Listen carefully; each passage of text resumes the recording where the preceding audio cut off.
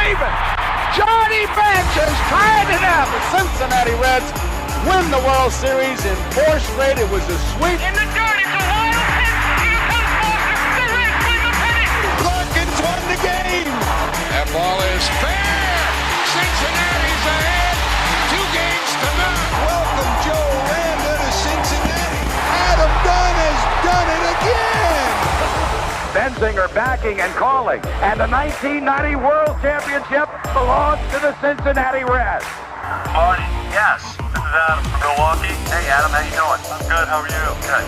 Do you think Scott Chatterbox is a good player?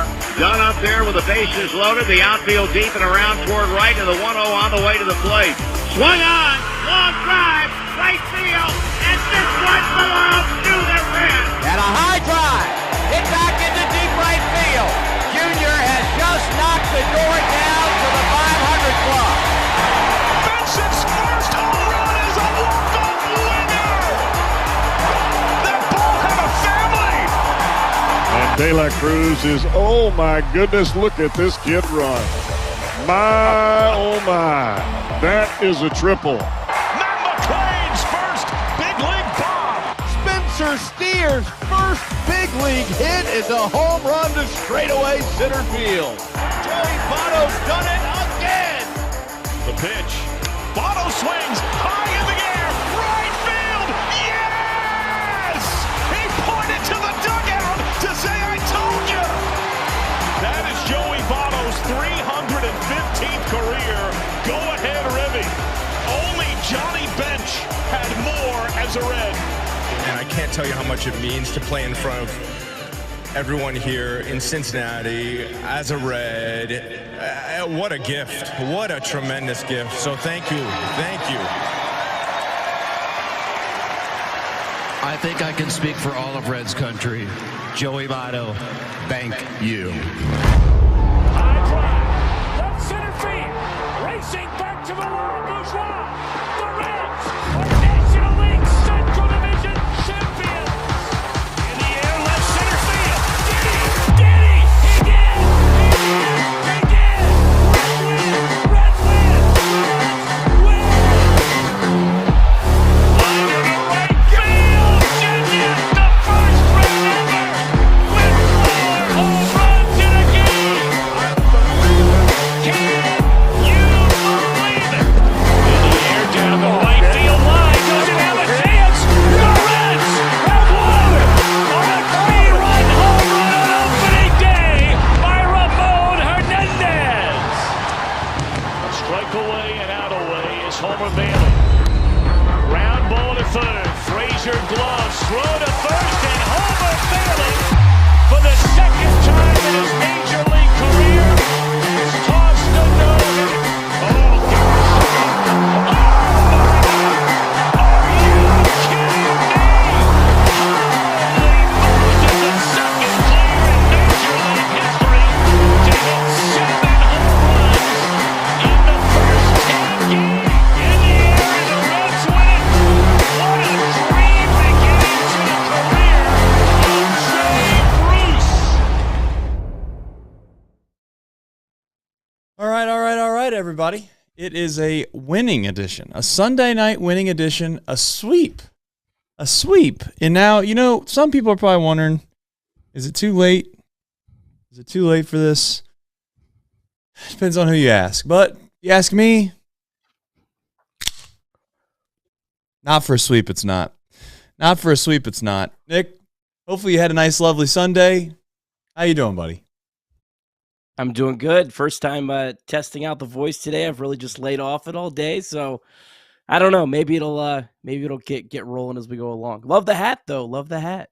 Yeah. No, the hair's been pretty ragged all day, so I thought, you know what? I'm just gonna run upstairs, snag a hat. Shout out to the Tortugas. Hopefully they find a way to win some baseball games, and we all were happy about it. Duno though. Shout out, no free ads, but shout out to Alfredo Duno. Tortugas are the only Reds minor league affiliate above 500, so you like the winners. There you go. I am a front runner, as they say. That's why I root for the Cincinnati Reds. All All right, folks. 3-0. I just wanted to get that clear. 3-0. We put up a goose egg. Before we get started, some housekeeping items really quickly. Like the stream.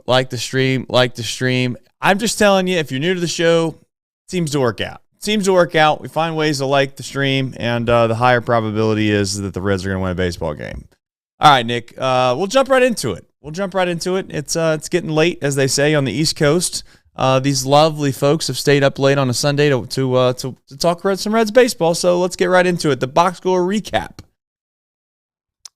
All right. Reds going for the series sweep against the LA Angels, and it didn't start off well. Frankie Montas had to leave the game in the first inning after taking a 101-mile-an-hour comebacker off his right arm. There was no fracture from the x-ray, and he officially has a right forearm bruise, but boy, did the Reds bullpen step up. Forced to cover 8 1/3 innings.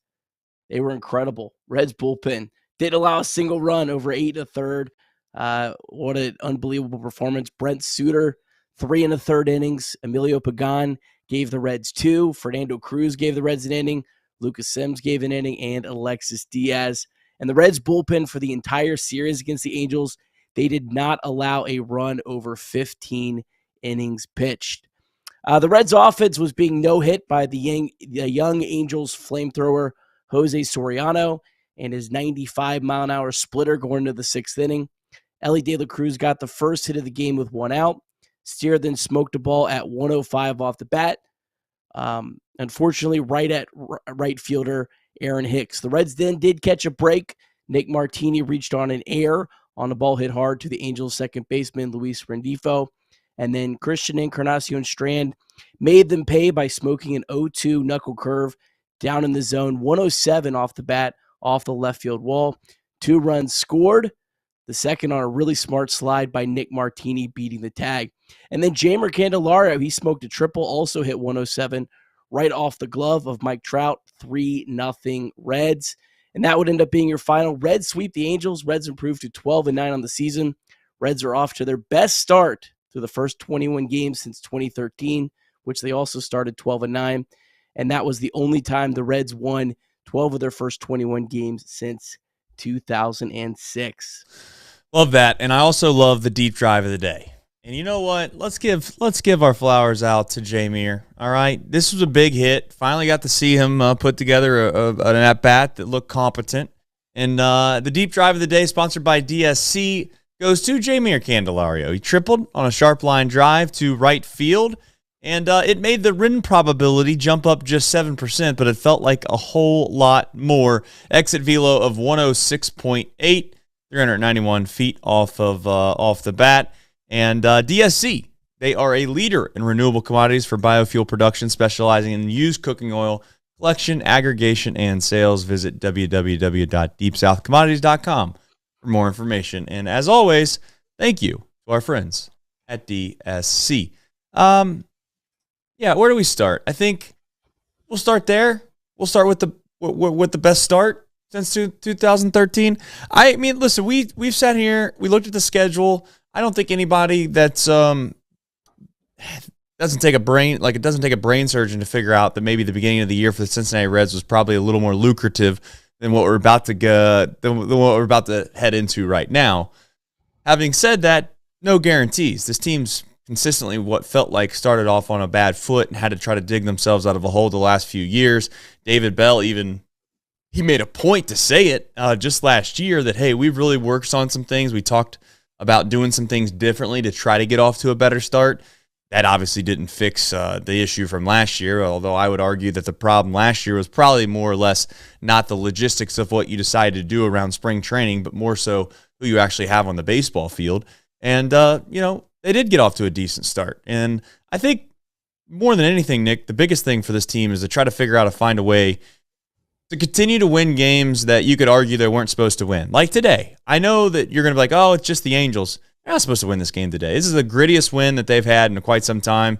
I know we can use hyperbole on this show a lot, and you can kind of try to make something, what's the phrase? You can make a mountain out of a molehill. That's what we try to do from time to time on this show to keep it entertaining. But I genuinely mean that. Today was Today was a very gritty win, and they weren't supposed to win this game. You got your starter going out in the first inning. The bullpen, we'll get to them in just a second, but I don't know what else there's to say about it. I mean, and Suter, I don't even know if he couldn't have possibly been any better. I know you could say he could have thrown the ball a little bit. Like, legitimately, if you would have said, hey, what does Brent Suter need to do to be almost perfect in your eyes? He's damn near done that, to be honest. Yeah, it's. I think we talked right before the season. I think we were kind of breaking down the schedule, and I think we said 12-9 would be a great record to shoot for, and that's exactly where we're at. So it's nice that they're 12-9, and it doesn't really feel like they've played great baseball overall. There's been some great moments. There's been some great wins. I think today is a great win. When you overcome your starting pitcher, getting you 2 outs, that's a great win. I don't care if you're playing the Chicago White Sox. That's a great win. So the nice thing is they've played well. They're off to a good start. They haven't dug themselves a hole. And I think there's still a lot of room to grow. Now, you're not going to get the same performances out of Spencer Steer and Elly De La Cruz all year. You're not going to get the same performances out of some of these bullpen arms. You're not going to get 8 1/3 shutout innings from your bullpen very often. But there's a lot of guys that haven't performed up to where we expect yet, and we expect them to grow a little bit as well. So just nice to see the Reds. It feels almost trivial sometimes doing these shows every day when you sweep the Mariners and then you turn around and sweep the Angels, because trying to judge a team on a day-to-day basis in a 162 game season is honestly kind of silly at times, because there's so many ups and downs, ebbs and flows to a season. And this week is just the absolute perfect example of that. Yeah, I mean, there's no doubt when you're in the weeds like we are, and a lot of people, I mean, hell, more than half the people in this chat are in the weeds with us. It's hard to see through them at times, right? It's like you're in the middle of the forest. It's kind of hard to see exactly, what the overall 30,000 feet view above of what you're looking at actually is. And I don't know what to make of this team quite yet, honestly. And I said before the series, I am concerned about how good they actually are. And I still have that semi-fear, if you want to call it that. The only thing is that I do think this team has some scrappy players. And the good news is I do think that their pitching as a whole will keep them in most games. And then it's just a matter of whether or not they can find some production out of guys that have quite frankly not been there yet. And you'd like to think that they will. And that's basically Jeimer Candelario and CES, and Will Benson's obviously, he's fallen off a little bit. I'm not worrying about Will. I'm sure that some may start to. I'm sure that there's many worrying about India. Just not going to do that yet. I think I put out a post today, Nick. It's like, I'm not so worried about the numbers of Jeimer as much as I am of how the way he looks. We've seen this before, right? We thought CES was going to break out. We thought CES was going to break out because he was just looking more and more comfortable, and he kind of had a little bit of a breakout of his shell. You've been mentioning all season long. Tyler Stevenson's, he's doing the part. It's just not shown up for him yet. And then certainly Tyler Stevenson breaks through. Hopefully today was a sign, at least in the right direction, that maybe Jeimer is going to start to kind of get his feet underneath him and have some better at bats. We'll find out. Yeah. We kind of jumped around. You want to jump in a little bit more into the Reds bullpen? I just Brent Suter, just the fact that he can come out and give you 3 1/3 is it's incredible. He talked a little bit in the post game. It was interesting. He said basically just was flat honest, said, yeah, I wasn't really ready in the first inning. I don't typically prepare to come in the first inning. And he said it took him a little bit to kind of get his feet under him. But then once he did, he was able just to pump in strikes and able to get the Reds through the fourth inning. And then Emilio Pagan, he's been a guy that's kind of been up and down, but 2 shutout innings, just gave up 1 hit, didn't walk anyone. Really great job for him. Kind of, I think, went under the radar a little bit today. And then Cruz, Sims, and Diaz. I mean, all 3 of those guys have had some moments where they've struggled, but I'm trying to think back. I didn't dig in too deep into this, but I see the Reds have only blown 3 leads all year. I don't know how many of those were in the first or second inning, but it feels like almost every time when they've had a lead, they've pitched very well and they've been able to hold on to those leads. And for a team that, like the Reds, where I do think the margin for error is thin, it's going to be important that they are able to convert those type of opportunities more often than not.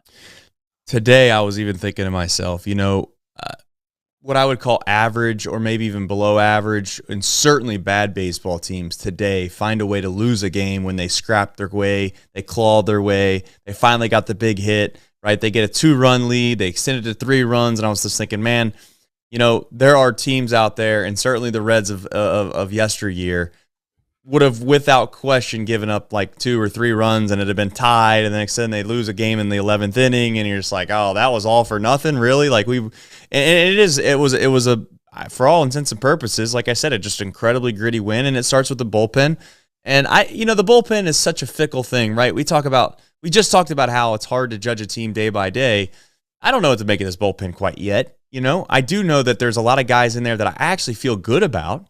Right, like when you see a guy come out of the bullpen, Martin. We can go. I don't know if we want to go through every single name, but I'd say if Martinez comes through the door, I feel really good about it. If Pagan comes through the door, I feel pretty damn good about it. If Suter comes through the door, I feel good about it, and I have to feel somewhat good about Sims and Diaz just based off of the history that they've had with the Reds and what their stuff can be. And you could make the case that Fernando Cruz is the best one out of all of them. That's a pretty good sizable amount of guys that you feel good about coming out of the pen. I can tell you this, and listen, I told you this yesterday, I think when we went off the show. It's like you look at this division and the Brewers, they keep figuring out ways to win baseball games every single day. I don't know if they're ever going to lose again, so shout out to Milwaukee for having the world's worst roster, but the world's best team. But I was more specifically talking about the Cubs. The Cubs are really good, man. I think the Cubs are pretty damn good. The problem is that, you turn the bullpen door open, and honestly, if you're a Cubs fan, I don't really know if you feel all that great more times than not. That's not how this Reds team is, and I'm thankful for it, and hopefully they can kind of bridge the gap until we get some of these reinforcements, which we seem to say every single year. And I don't mean to keep belaboring that point. Someone's going to make fun of me, or I'm going to get a hateful DM about, oh, here we go again. You guys saying that there's going to be reinforcements coming, but what am I supposed to say when arguably TJ Friedl, a bona fide leadoff man, is going to come back at some point. And I'm not counting on McLean, but certainly Marte could help. But yeah, so hopefully they can figure it out until what I said 50 days. What's your hope they can survive and advance for? I don't know the exact days, but I know they've got a pretty brutal schedule almost through the whole month of May. I believe it might be through the whole month of May. Someone ran through all the teams that they play, and there's not a break for quite a while. So I think the Reds are 8-1 right now against teams below 500, 4-8 against teams above 500, something like that. So I mean, they're going to have to play a little bit better. But last year the Reds played pretty good against the teams that were above 500. So yeah, I mean, this is the type of the point of the season now where 500 baseball is good baseball. And that's not for the Reds. I don't even think you're necessarily giving the Reds like a handicap on that. I think most teams across baseball, unless you're the Dodgers or Braves, you go through the kind of stretch the Reds are playing and you try to play 500 baseball. You try to survive. And that's kind of where the Reds are at right now. But the Reds bullpen overall, 14th in Major League Baseball in ERA. They went a whole series without allowing an earned run, so that's probably a little bit inflated in the Reds' favor right now. But at the same time, like Lucas Sims has the worst ERA at 7.71, and most of that was from 2 outings back-to-back where he struggled. So I think overall, I mean, this is a very solid bullpen. I don't want to anoint them as great yet, but I think they've got an opportunity to be maybe at least a top 10 at the end of the year. No, I mean, there's no doubt. There's no doubt that the Reds have a bullpen that you can count on more times than not. And I'm not trying to knock on some wood here. I'm not trying to jinx this, but last year felt like a fluke, right? You fast forward into this year, we're getting really close to starting to feel like this is who they are. We got some good arms in there. Now, having said that, if the wheels fall off, don't come calling to me. CES and Jameer. We've talked about them at length more times than not. But more times we've talked about them, it's been really on the negative side or the hope side of wishing that they would get off to a better start or start playing a little bit better. I think I seen someone post about this today. Was today the first day, and obviously we don't know off the top of our head, but today might have felt like the first day that CES and Jameer got back-to-back hits. That's a good point. I don't remember it. That's for sure.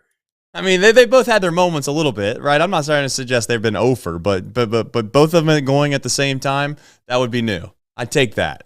So I don't know. What do you make of these guys? They obviously believe in CES. They've given him like more benefit of the doubt. They continue to showcase that they believe in him, putting him out there. And let's face it, like, I'm not saying that you only play guys because you paid them a bunch of money and blah, blah, blah.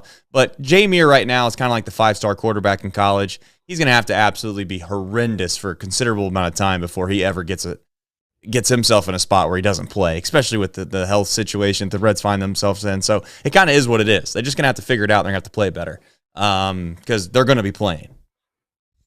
Yeah, I mean, I have faith in CES. I think CES is number one, a guy that it's going to take him a little bit of time to get going, just the nature of the player that he is. And CES has hit the ball pretty hard for the most part this year. Jeimer Candelario, there wasn't a whole lot of those hard hit balls, the XWOBA that I know a lot of people love to make fun of. It wasn't good for Jeimer Candelario.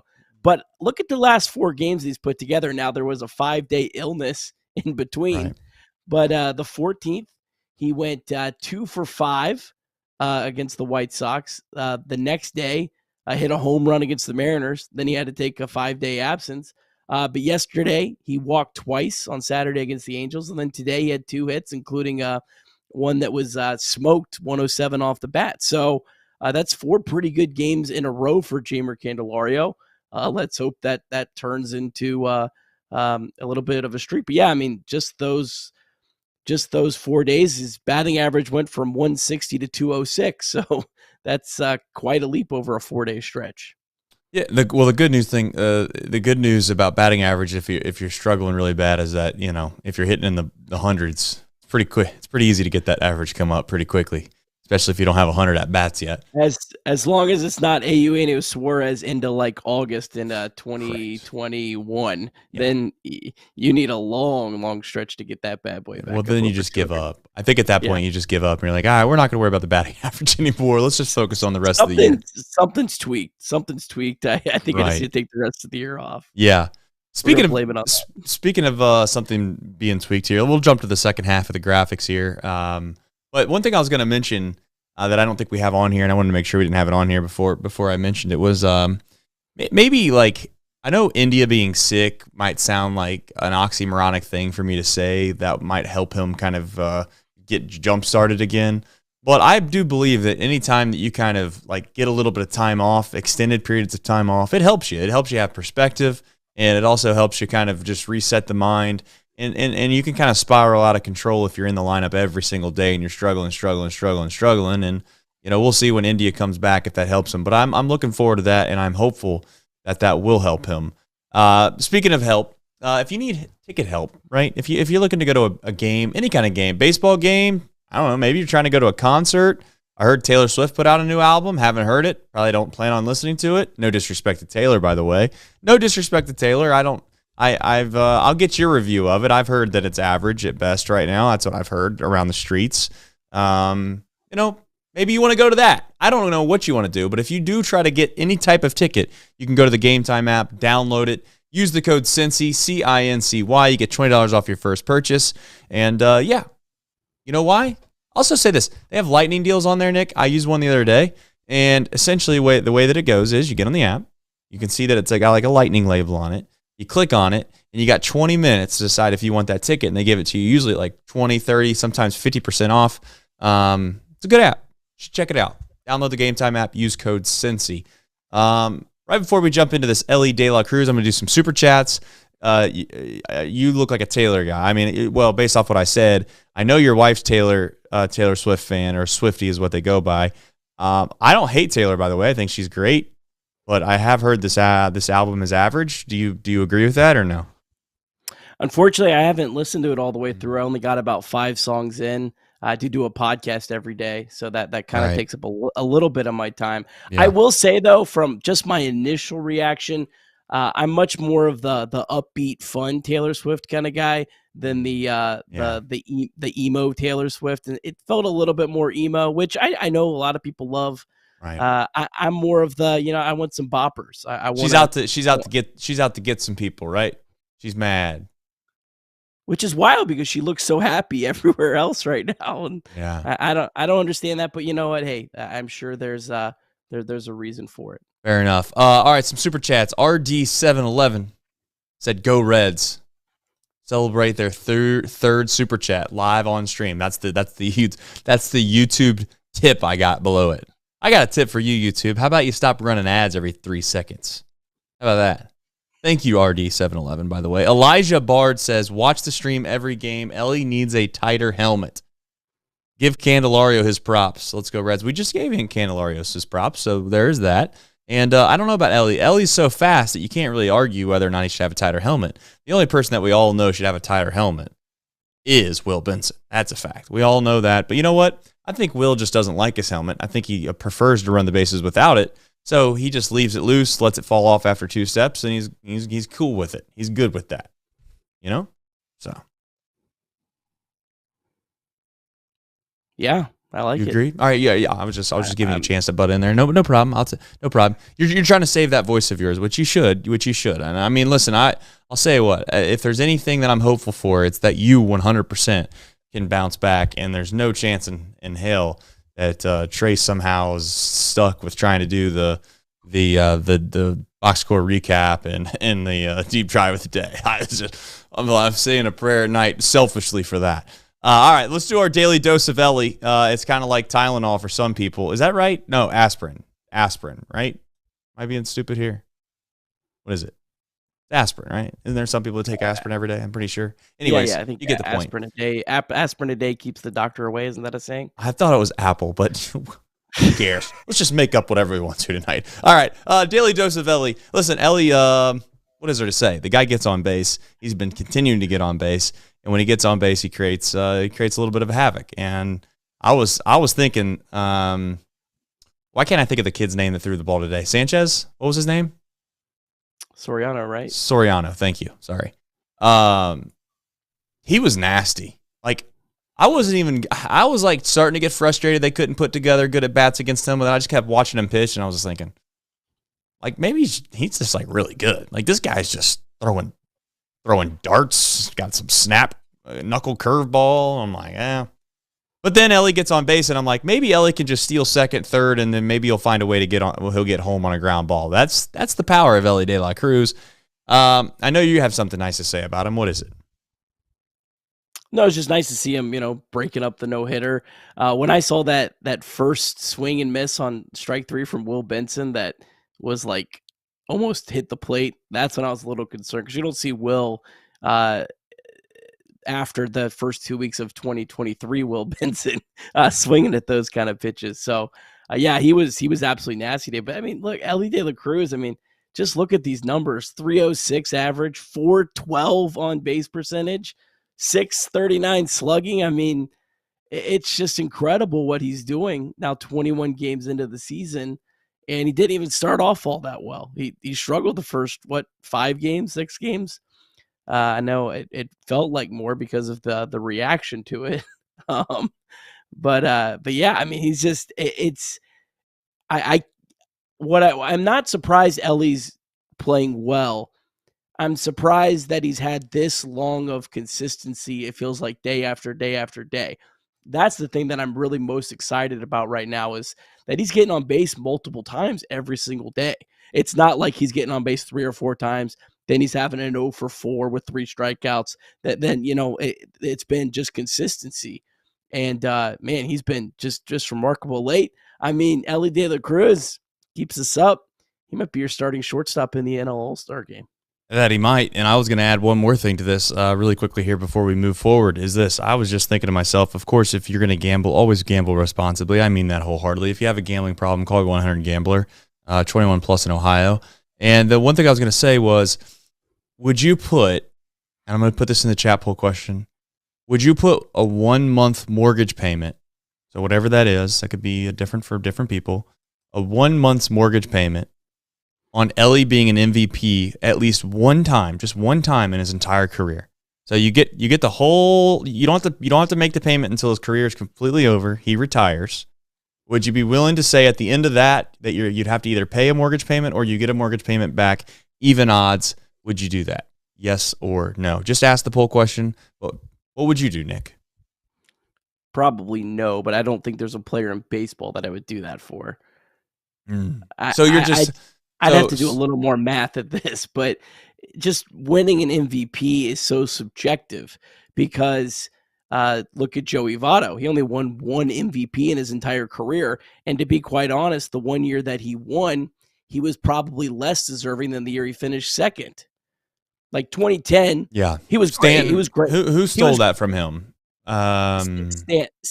The reason Votto won in 2010 was because the Reds made the playoffs, and for some reason people would use playoffs as a level of being MVP or not. But there was actually a couple guys that probably were at least right there with him. Now 2017, I think he was much better than Stanton, but Stanton hit 59 home runs and he just got the MVP. So that's why I wouldn't. But it's not more about just how difficult it is to win an MVP. You also got the whole injury thing that could happen. So I would personally say no, but I don't think there's a player that I would say yes for.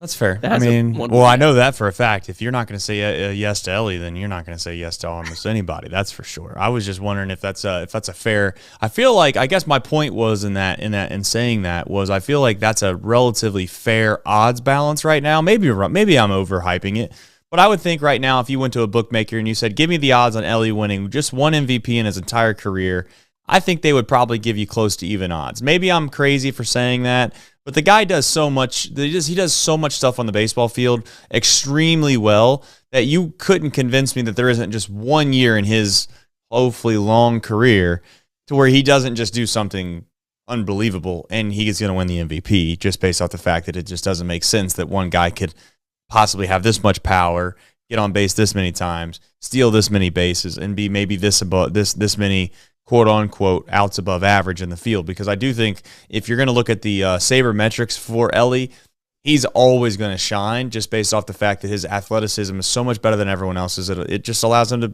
be a better or more impactful player when you're calculating kind of those range metrics that they do. So we shall find out. We'll see what the chat says towards the end of the show. But I thought it was a fun little question. Frankie Montas, not so fun. I will be completely honest.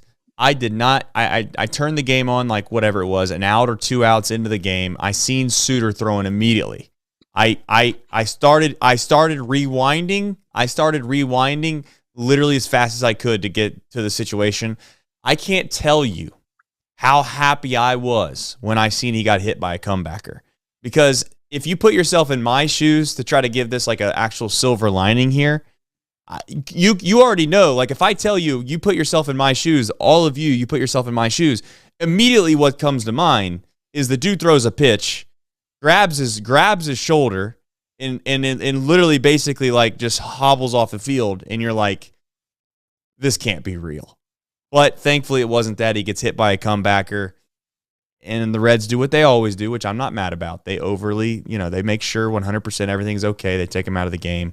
I think he's going to be okay, Nick. I think he's going to be okay. I know that the x-rays came back negative, but your overall thoughts on just Montas in general?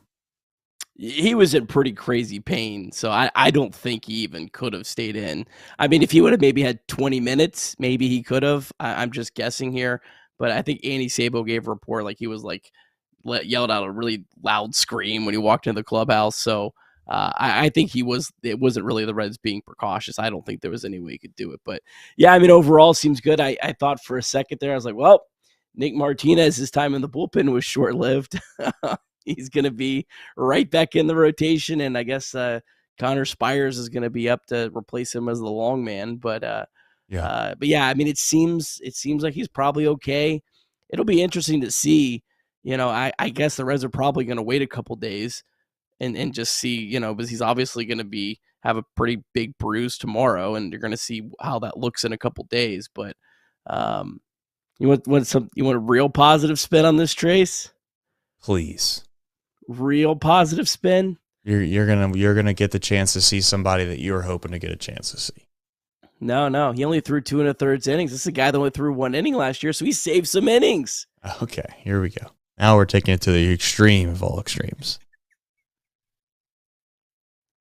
I guess I'll buy it a little bit. I'll buy it. I mean, it's Sunday night. I'm feeling good. But, yeah, I don't know about how many innings he's going to save. I don't know. I do know this. I know what's going to happen if it doesn't go well for him. They're going to hold that 20 wins over his head in this city for a little bit of time, and I hope to God that doesn't happen. I'm just saying, if he ends up winning like 12 games, 13 games, you're going to have people mocking him openly, which I don't know if they're right. I don't know if they're wrong, but that's 100% what will happen. I'm not overly concerned about it. I know you're saying you thought if it was Game 7 of the World Series, I would have. Well, I hope one day I get to find that out, maybe. But if it was Game 7 of the World Series, I don't know. We'll see what they would have done theoretically if they didn't have anybody else to go to. Having said that, clearly you have to take him out. And then I say that knowing that tomorrow I could wake up and there could be a picture on X.com that shows of basically the size of a grapefruit on his elbow, and I was out here suggesting that he might have been able to continue to pitch. I feel like the odds are very high that there's going to be a picture surface of him. That just feels like the most baseball thing, right? Yeah, it didn't hit him in the elbow though, right? I was like concerned that it would hit him like perfectly in the elbow with the bone. Maybe it did. I don't know. I thought it was right above. Yeah.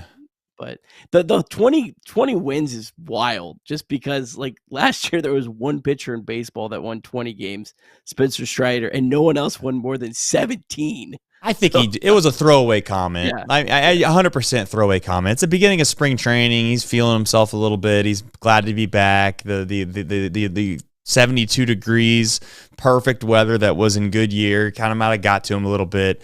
The idea that everybody latched onto that the way they did was kind of funny. But hey, maybe he'll win 20. But if he wins anything close to 20, I think we'll all be fired up. So we shall see.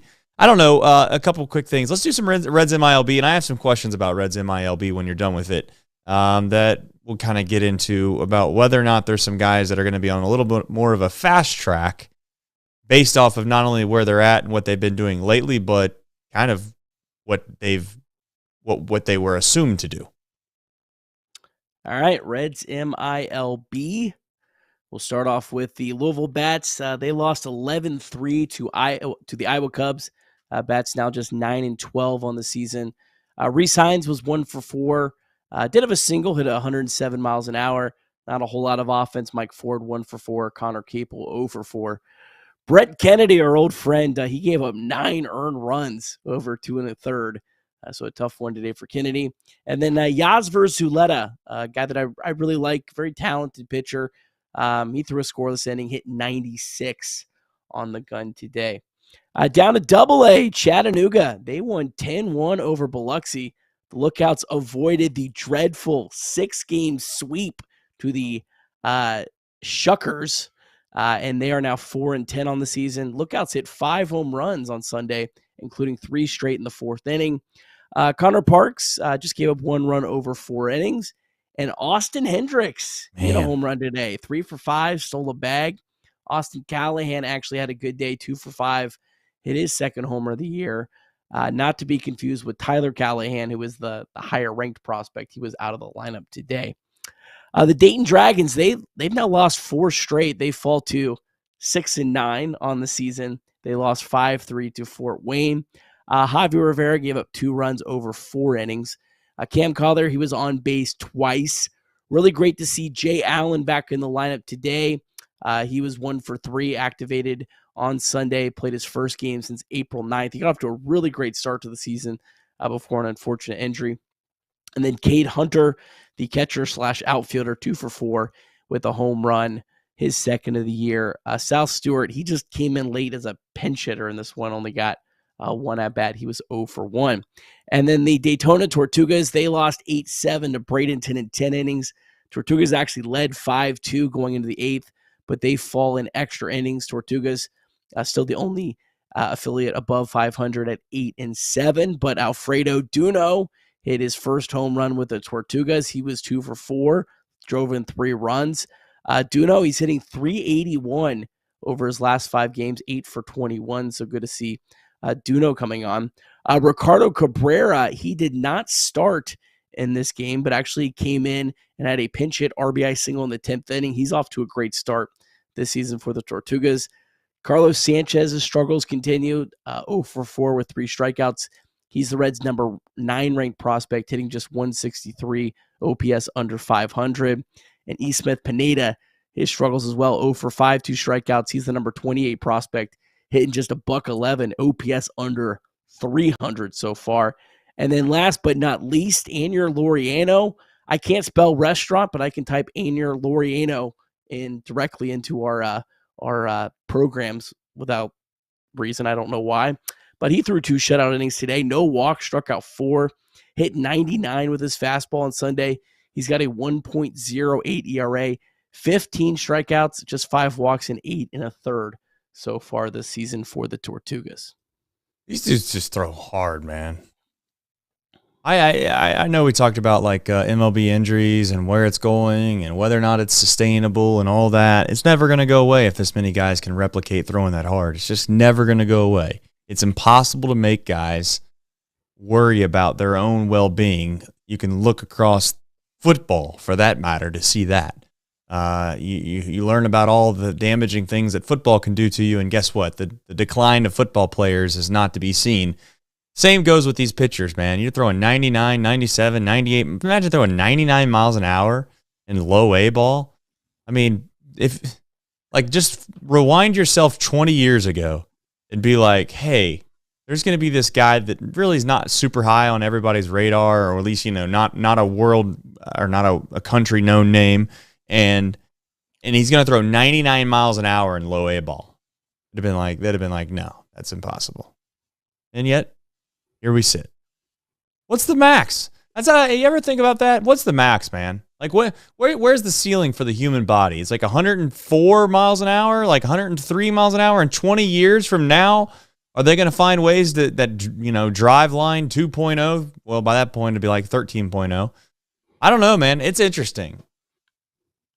When's the first time someone gets some like artificial thing installed in their arm that you can't track? That's when you'll see it. I'm assuming you're probably right. I'm assuming that there probably isn't much more that you can go, because I would think if there was a little bit more, you would see someone like do it once, right? Like, I would assume they're pretty close to the max, but I don't know. I'm not a physicist or a doctor or whatever. You have to be qualified to know that answer. Yeah, no, that's fair. All right, really quick before we wrap up the show, for those that are curious about the poll, would you put 1 month mortgage payment on Elly being an MVP one time in his career with even odds? Yes or no? 69% of the poll would say they would do it. They would do it, and 31% would say they would not do it. So pretty high on Elly De La Cruz. Can we say this? I think that the vast majority of the fan base, if I can try to defend us as a fan base a little bit here, I think it's like politics. I think it's like almost all geopolitical topics. I think that the minority of people speak really loud on the internet, and you really realize, maybe if you ran a really good poll or ran a poll across entire Red Leg Nation, I think the vast majority of people know how good Elly De La Cruz currently is and could be, to be fair. I think we get caught up in the weeds from times. I don't know where Fred from Facebook is around here, but my point is, I think that the vast majority of people are realistic with Elly, and he's been more than fantastic. Can we give David Bell a little bit of credit for the way that he handled Elly De La Cruz's early struggles? That maybe he handled that properly. I'll put my hand up and say that I thought I should have taken him out of the game when he was trying to do Cirque du Soleil tricks after he just made an error the inning before. I'll put my hand up and say that, yeah. Maybe he did handle it right. I don't know. Maybe he would have. Boy, I'll tell you what I would have been, though. I'd have been on my high horse if he took him out of the game and then put him right back in the next night and he went on this tear that he's been on. I'd have been like, see? In reality, it probably doesn't matter what it does. No, it's more or less just it's more or less just like parenting, right? When your kid does something they're not supposed to do, you correct them really fast, or you freak out on them if they do something extremely wrong, and then you realize probably a week later that, if you just stopped and told them that they did something wrong, it'd probably been just as good. But you know what? We're all humans.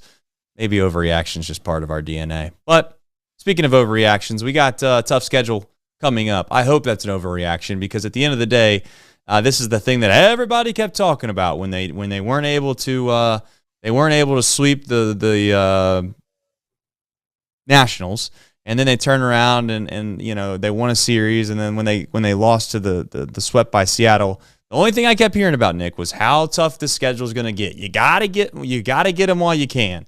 Well, here we go. Who, what, when, where, and why, Nick? Yeah, Phillies, Rangers, Padres, Orioles, Diamondbacks, Giants, Diamondbacks, Dodgers, Padres, Dodgers, Cardinals, Cubs. Then you finally get the Rockies. So, yeah, that's a pretty tough stretch. Reds will start a 4-game series, Trace, on Monday. Hunter Green getting the ball, going up against Ranger Suarez. Green's last time out just gave up 1 run over 4 innings pitched, but did need 98 pitches to get through those 4 innings. He's only made 1 career start against the Phillies. He did not start in that series earlier in the year. He gave up 2 runs over 4 2/3. This will also be the first time that Green has ever faced Bryce Harper. Active Phillies against Green are 10 for 27 with an OPS over 1,000. Trey Turner's really got him. He's 5 for 9 with a homer. Castellanos is 2 for 3. Real Muto 1 for 3. Schwarber 1 for 3. Ranger Suarez, the lefty for the Phillies. This is probably, to be honest, one of the more underrated pitchers in the sport. He's 3-0, got an ERA of 1.73.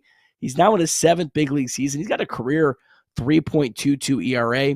Last year in the postseason, he had an ERA under 2 in over 18 innings. And his last time out, he threw a complete game shutout. Now, it was at home against the Rockies, but that's still very impressive in baseball in 2024. He did not face the Reds in the series earlier this month, and he actually did not face the Reds last year either, but he's got a career 2.86 ERA in 7 appearances against the Reds. But active Reds against Suarez, just 3 for 20. Candelario, 1 for 4, has a homer and 2 walks. India, 2 for 7. Fairchild, 0 for 5. Trace, any other thoughts on the Phillies in this series coming up? No, I know that Evan's going to have a field day. Sometimes I like bringing up some people that, hey, they deserve their flowers. And from time to time, I think that Evan, rightfully so, Evan Maurer in the chat, he's been on this since the beginning. He's been, I don't want to say he's been anti-Castellanos. I think he's been pro-Will Benson and maybe a little anti-Castellanos. He got taken to the woodshed by this Phillies fan base, if you don't remember, last year. I mean, this guy got ripped up one way and down the other. And let's face it, Castellanos has been terrible. He has been terrible. And I'm hoping that obviously he doesn't come into to town, if you will, and make a fool of us. But I just want to say one last thing before we get to the Phillies. Mike Trout. We said, are we going to pitch to Mike Trout? Are we going to pitch to Mike Trout? Boy, they pitched to him and they handled him. They took care of Mike Trout. 1 for 12, 0 extra base hits. Yeah, I mean, you couldn't possibly have thrown the ball better to Mike Trout. And let's hope that continues because obviously there's a good amount of guys on the Phillies that can take care of you, and hopefully Bryce Harper this time isn't coming into the series 0 for 15 with 9 strikeouts, and inevitably that's not going to last all year long. So the Phillies have won 6 in a row. Now they did come against the Rockies and White Sox at home. They play the Rockies and the White Sox back to back. Yeah. Damn, that's a hell of a vacation. But man, you look at this, the 4 pitchers the Reds are going to face. The worst ERA is 2.53. Well, I mean, they play the Rockies. They play the Rockies in the. Speaking of that, I know we don't get off track here too much on this show, but really quickly, did you see the Rockies situation today with the home run ball, the walk-off home run? No, I did not see that. Well, yeah, I'm not gonna put it on the thing because we'll get our copyright. Nick will be mad at me. But if you get a chance, just go on X or, I'm sure you can find on Google or whatever it is. But just go on there. Unbelievable situation that happened. They went to review it, Nick. And, of course, you got a fan who's just trying to be a fan. I'm not going to get on them too much. But they semi-reach over, but they don't really reach over. They kind of like have their arm over the kind of, I would say, perpendicular, if that's the word I'm looking for, right along the wall, like hovering right around it. The left fielder goes to try to rob the home run. The guy catches the ball, which is above the other guy's glove, so he wasn't going to catch the ball. But his glove barely touched the other guy. They called it fielder interference, dude. Runner out. Would have been a walk-off home run. You'd have to check it out. I can't believe MLB didn't look at that and be like, rational heads say that this was a home run. But nope, that's not what they do at the replay center. They do whatever the hell they want. Was it, I don't know if you remember this off the top of your head, it was like Steers last year in Arizona. Do you remember that one that the kid took one from him? Yeah, it wasn't as bad as that one. No, it wasn't as bad as that one. That one was legit. I actually thought that one was legit. Well, Steer easily would have caught it. I mean, it was correct. Right to the no, glove. This one I don't think the guy had a chance to catch it, but it is what it is, man. But I don't know. Just kind of wild that the replay center called that an out. But I guess his glove technically touched the other guy, barely. But if you see it, you're going to be like, I mean, in no world was he catching the ball. But that's here nor there. Tough way to go. That's tough. Yeah, the Phillies, I mean, I don't want to jinx it, but man, they've had a pretty favorable schedule so far. They started with the Braves and then the Reds. They've played the Nats, the Cardinals, the Pirates, Rockies, and White Sox. So they're 14-8. Hey, they've taken care of business. Credit to them. But I think they're going to be playing one of the better teams they're going to play this early in the season, the next 4 days. Yeah. I was taking a look at schedules too. The Cubs have a tough schedule, a tough little stretch coming up. We'll see. We'll see how it looks here in about a month. You know, I'm not going to rant tonight because ultimately, you know, it's Sunday. It's a day of rest, is what they say. I do know. I see the chat. They're trying to poke me. They're trying to poke me about Espanol. And you know what? I'm gonna take the higher road today. I'm gonna take the higher road and say I am very appreciative that Espanol took charge on that last out of the game like he's supposed to. And he was very vocal about the fact that he was going to make the play, and he made the play. I'm going to give him credit for that. But the bunting attempt, I don't know what he's doing. I genuinely don't know what he's doing. I don't know why they kept it on with 2 strikes. Well, I will say... Did not look like a guy that was easy to bunt off of. Yeah, and I mean, if you can't bunt off of him, then how the hell are you going to hit off of him? Your Espanol. But my only thing with Espanol is like I will defend, because I know that there's two sides of thought on this, right? One is hey, it's really tough to bunt against a guy throwing 99 mile an hour. The guy's nasty, blah blah blah blah blah. My only thing is this with Espanol. When you're the type of player that he is, right, and you're in the off season and you're just trying to find ways to hang around the major leagues, for instance, right? You would like to think that you would do the little things right. You're gonna try to be a good defensive player, certainly, but more importantly, if you're asked to bunt, you can get a bunt down. And for all intents and purposes, it wasn't so much that he didn't execute on the bunt, Nick.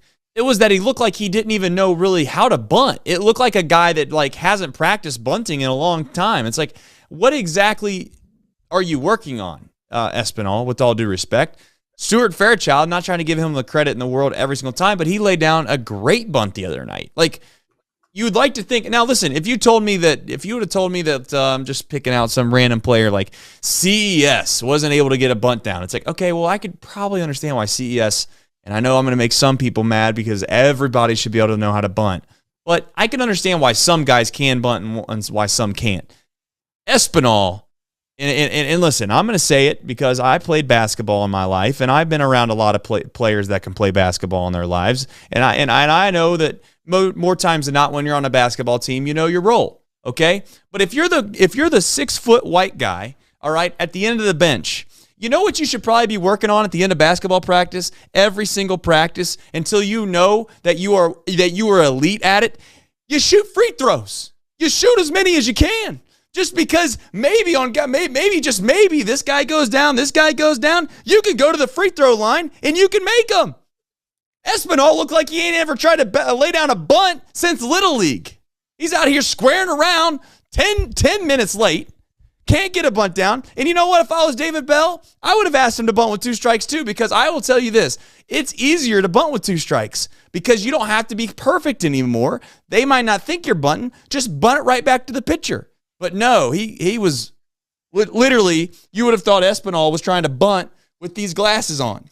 And when I say literally, this is what he looked like. I mean, just, no, bunt. That's right, bunt. And then the pitch is past you, dude. Square around. You're not bunting for a hit. That's it. I think I should go to bed before I get us in trouble. How you're the one that hasn't lost your voice and I am, it's not fair. I mean, you're doing these rants every night. You're hosting off the bench for 2 hours a day. Unbelievable. I just don't understand it, Nick. I mean, Nick, people are trying to defend the guy. Oh, you guys throwing 99 miles an hour. We got a guy in low A ball throwing 99 miles an hour. Okay, I don't give a rat's tail how hard he's throwing anymore. That's almost the status quo. Who cares? I mean, can't bunt. Can't field. Can't hit. Can't run. What can he do? Hopefully, I mean, he must be able to make a hell of a Gatorade that they put in the left side of the bench every single day. Other than that, they can get rid of his ass. He can defend. He's a solid defensive player. You'll see it more over the course of the year. I bet I will. Hillman, Will Myers, those 2 guys will be playing together, and Nick will be telling us about how they were eventually going to be great for the Cincinnati Reds. I can't believe Will Myers just is gone. Never even got another chance.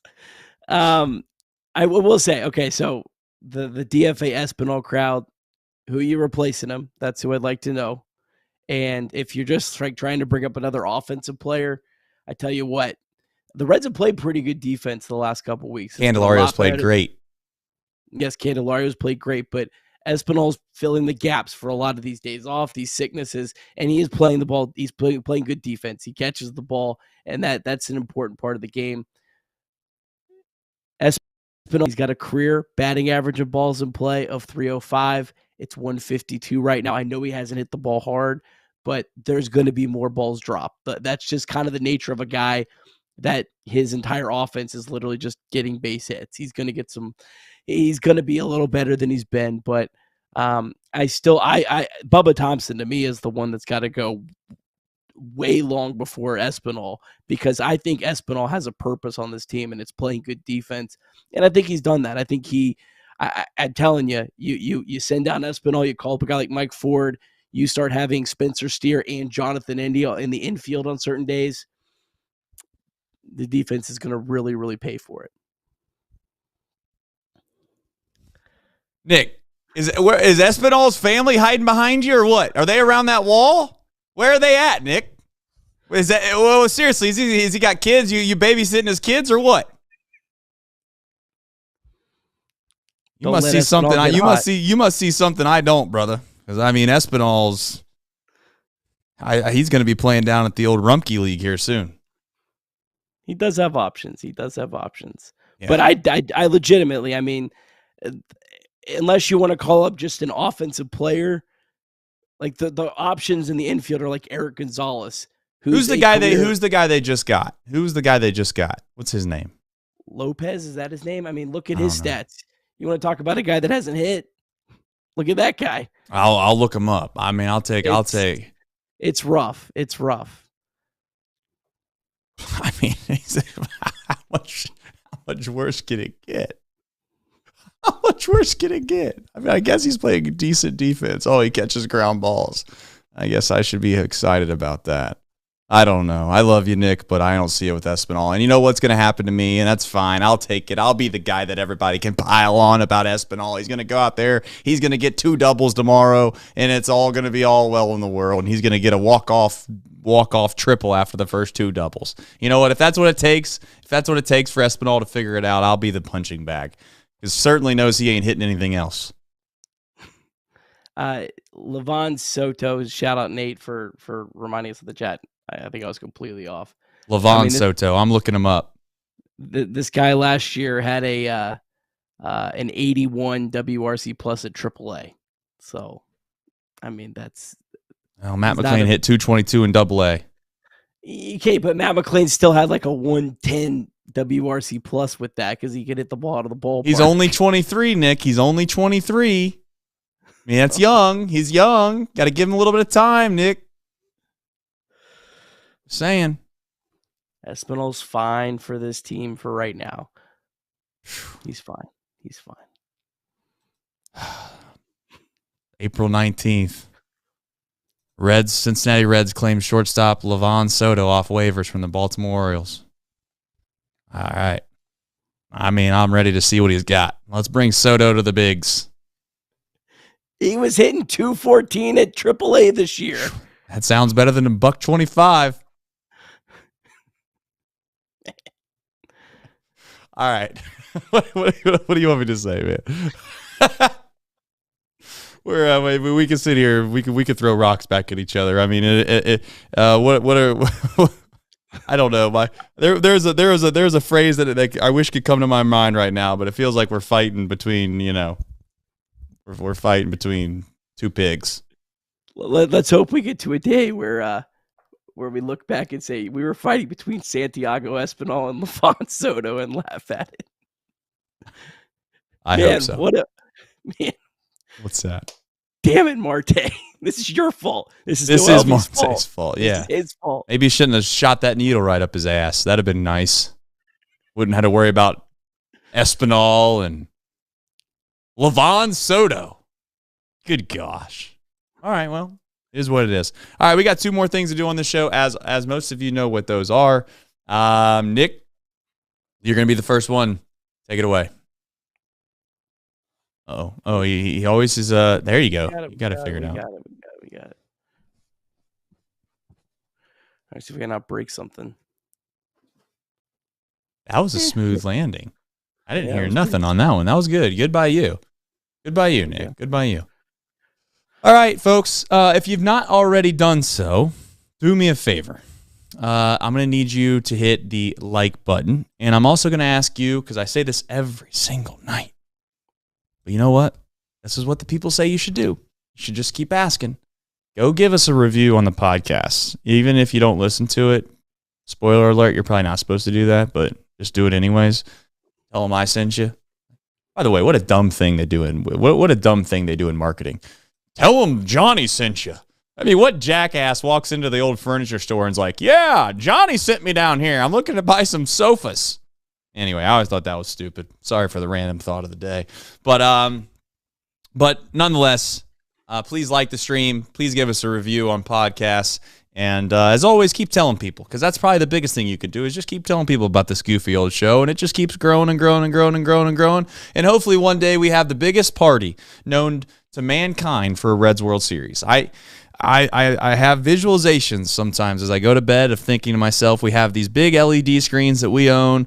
We can get a couple of those out there. We get some smokers out there. We got a big old party, and we're out there with a 3-0 lead, and we're looking to close it out in a series sweep in the World Series, and we finally get over the hump. And I can hopefully smoke a cigar. That would be cool. Yeah, on the Santiago Espanol walk-off single. I'll tell you what, if that happens, I'll tell you what, I'll make you a deal right now that I'll hold it to me. You ready for it? I will. This is a fact. I will go to Main Street, stripped bare naked, just like Mark every night. I will run all the way from downtown Hamilton Main Street to as far as the cops will let me go, and I'll give you a month to draw a crowd down there to let everybody know I'm getting ready to do it. All right? If Espanol hits a game-winning hit in the World Series for the Reds, that is a fact. I will do that because I know for a fact that ain't ever going to happen. Any game in the World Series? What? No. Any game in the World Series that he gets a walk-off hit, yeah, I'll do it. Okay. All right. There's no chance. April 21st, 2024. There is no chance. Notes, baby. Absolutely no chance. Clip it all you want, everybody. Clip it. Yeah, my career's ruined if that happens. We all know. All right, well, shout out to all of you. We very much appreciate you. You guys are the best fan base on planet Earth. And it's time for me to try to dunk a basketball. So, that's what I'm going to do now. And I just want to tell you, again, straight to your face, we love you. We appreciate you. I'm going to have to figure out how to dunk this thing uniquely. Every night I'm like, what do I do differently? I don't know. There's only so many athletic moves that one man has in his body. I think I've used them all, but you never know. We'll see how it goes.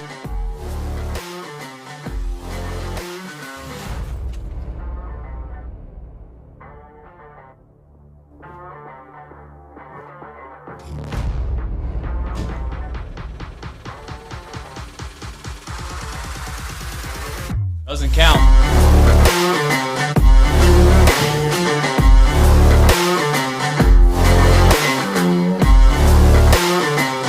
I can't do that 3 times in a row. It's impossible.